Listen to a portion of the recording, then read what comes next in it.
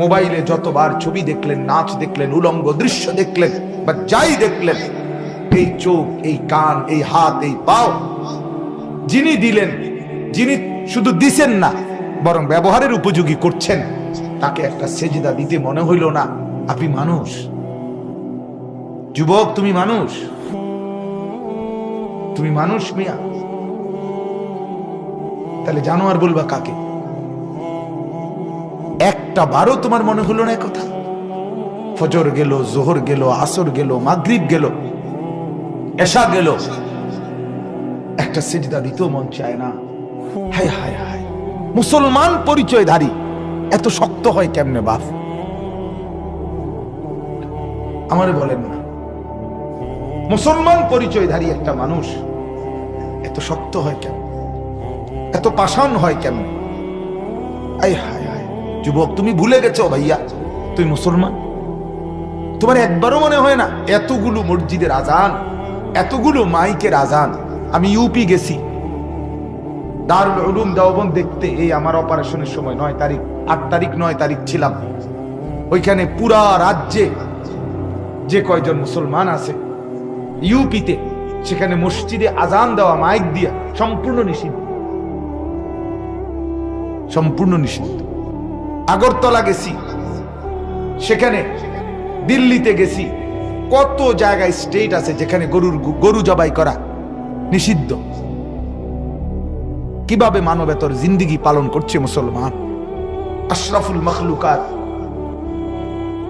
সেখানে রব্বুল আলামিন আমাদেরকে এখনো তো আজান দেওয়ার সুযোগ দিছে, এখনো তো আমাদেরকে মুসলমানের পরিচয় নিয়ে হাঁটার সুযোগ দিছে বাপ। কিন্তু আমরা কদর করলাম, আমরা কদর করলাম না, কদর করলাম। আমি ডিসেম্বরের সেই 8-9 তারিখ যখন দেখছি, তখনই দেখছি দেওবন্দের ওই এলাকায় ইউপিতে, সেখানে ঠান্ডা, প্রত্যেক রুমে রুমে হিটার, আগুনের গরম হিটার, হিটার জ্বালাইয়া থাকতে হয়, বসতে হয়, রাত্র কাটাইতে হয়। আর প্রচন্ড শীতেও তো আমার বাংলাদেশের আবহাওয়া এতটা শীত না, এতটা বরফ আচ্ছাদিত না। আমেরিকার একটি শহর, পুরা বাফেলো শহর, আজকে 1 সপ্তাহের চাইতে বেশি 15 দিনের মতো সম্পূর্ণ বরফে আচ্ছাদিত হয়ে একের প্যাকেট হয়ে গেছে, প্যাকেট। আপনি পত্রিকায় দেখেন। রব্বুল আলামিন আমাদেরকে কি পরিমাণ নিয়ামত দান করছেন ভাই,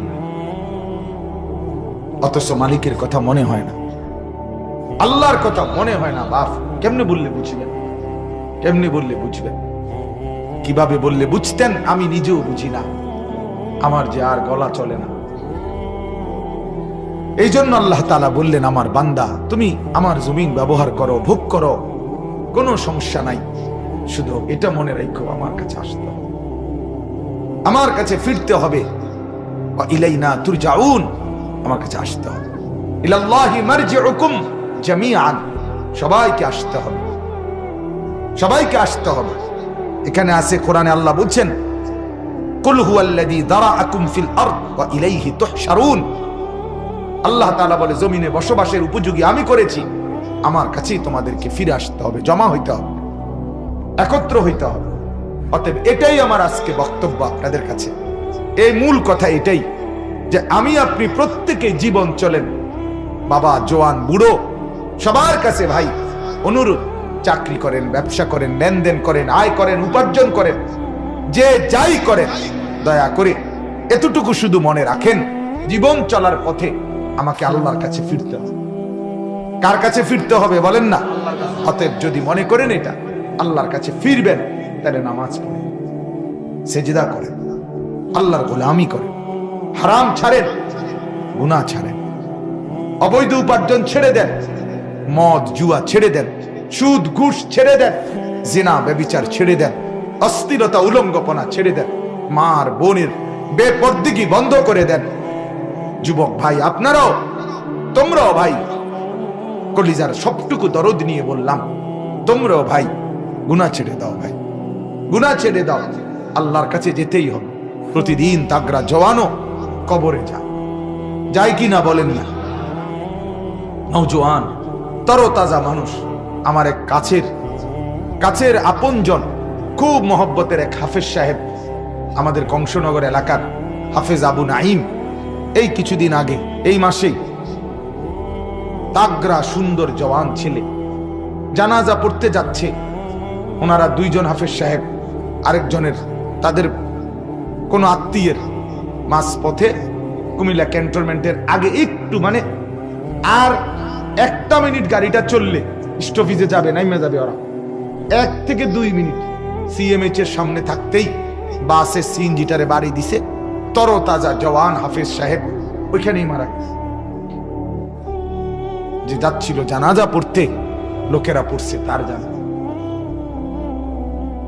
জানাজা পড়ছে। আমার মাদ্রাসার হাফেজ সাহেব, তার বাবা, তার মা, তার 4 বছরের বোন ঢাকা থেকে কিশোরগঞ্জ যাচ্ছে কিছুদিন আগে, এই কিছুদিন মাসখানিক হবে। 10 মিনিট আগে মা 4 বছরের মেয়েটারে তার বাবার কোলে দিয়ে দিছে। নরসিংদী আসছে আর ডিস্ট্রিক্টের মধ্যে বাড়ি খাইছে। বাবা কোলে বাচ্চাটা নিয়েই ওইখানেই মারা গেছে।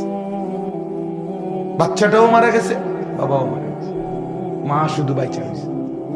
তা আমি বললাম, মা যেন বলছে স্বামীকে, স্বামী কিছুক্ষণ পরে তো আপনি চলেই যাবেন, তো মেয়েটাকেও নিয়ে যান, বাচ্চাটাকেও সাথে নিয়ে যান। আমার ভাই, প্রতিদিন তুমি দেখো খবর নিয়ে কি পরিমাণ মোটরসাইকেল অ্যাক্সিডেন্ট হয়, কি পরিমাণ যুবকের হাত ভাঙ্গে, পাও ভাঙ্গে, কি পরিমাণ প্রতিদিন। কেন বড়াই করছেন? কেন আল্লাহকে ভুলে যাচ্ছেন? কেন এই জমিনে বসবাস করেও আল্লাহর জমিনে কেন আল্লাহকে নারাজ করছেন? আল্লাহ বলছেন, আমিনতুম মান ফিস সামাই আন ইয়াখসিফা বিকুমুল আরদা ফাইদা হিয়া তামুর। আরে বান্দা, তুমি কি মনে করছো নিরাপদ আমার থেকে? আমি আসমানে আছি, আমার থেকে নিরাপদ তুমি? না না, তুমি জানো না, আমি ইচ্ছে করলে ঘুমে রাইখা, হাঁটাত রাইখা, বসাত রাইখা, চলার মধ্যে রাইখা আমি তোমাকে জিন্দা মাটির নিচে ধসায় দিতে পারি। এই আয়াতের অর্থ, আম আমিনতুম মান ফিস সামাই আন ইউরসিলা আলাইকুম হাসিবান, অথবা আমি চাইলে আসমান থেকে পাথরের বৃষ্টি বর্ষণ করে তোমাকে ধ্বংস করে দিতে পারি।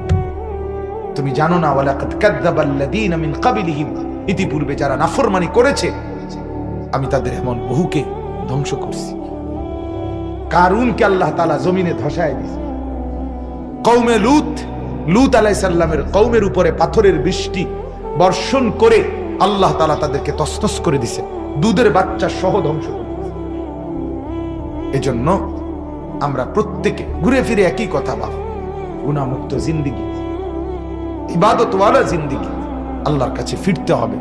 আজকের এই বাঙ্গরা মদিনাতুল উলুম মাদ্রাসায় আপনাদের কাছে অনুরোধ, আপনারা কমপক্ষে এতটুকু চেতনা নিজের ভেতরে রাখেন, গুনাহ থেকে বাঁচেন।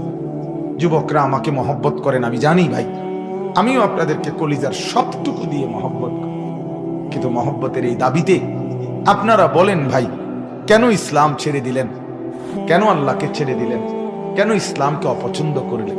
সারা পৃথিবীর লক্ষ লক্ষ যুবক, আমি প্রতিদিন বলি এই কথাটা, সারা পৃথিবীর লক্ষ লক্ষ যুবক মুসলমান মেসির মতো নিজের মাথার চুল, নিজের চেহারার আকৃতি, নিজের শরীরের মধ্যে টেটু, নিজের জার্সি মেসির আর্জেন্টিনার গায়ে দিছে। লক্ষ লক্ষ মুসলমান, কেউ কোনোদিন আপত্তি জানাইল না। অথচ কাতারে বিশ্বকাপ ফুটবলের পুরস্কারের দিন, সেদিন কাতারের প্রেসিডেন্ট আমির একটা আরবীয় পোশাক, আবা, এটা মেসির গায়ে 5টা মিনিটের জন্য গায়ে লাগায় দিছে আরবীয় একটা পোশাক। গোটা ইউরোপের ইহুদি আর খ্রিস্টানের অগণিত কাফের বেঈমান এটার প্রতিবাদ জানাইছে, যেটা ঠিক করলো না। ইসলামের মুসলমানের পোশাক তার গায়ে লাগাইলো কেন? অথচ এটা আরবীয় পোশাক। তার 1 মিনিটের জন্য তুমি যুবক, তুমি সারা জীবনও যদি মেসির নামে চিল্লাও, দুশ্মনের নামে চিল্লাও, দুশ্মন ফিরতি বলবে, আমরা 1 সেকেন্ডও তোমার ধর্মকে পছন্দ করি না।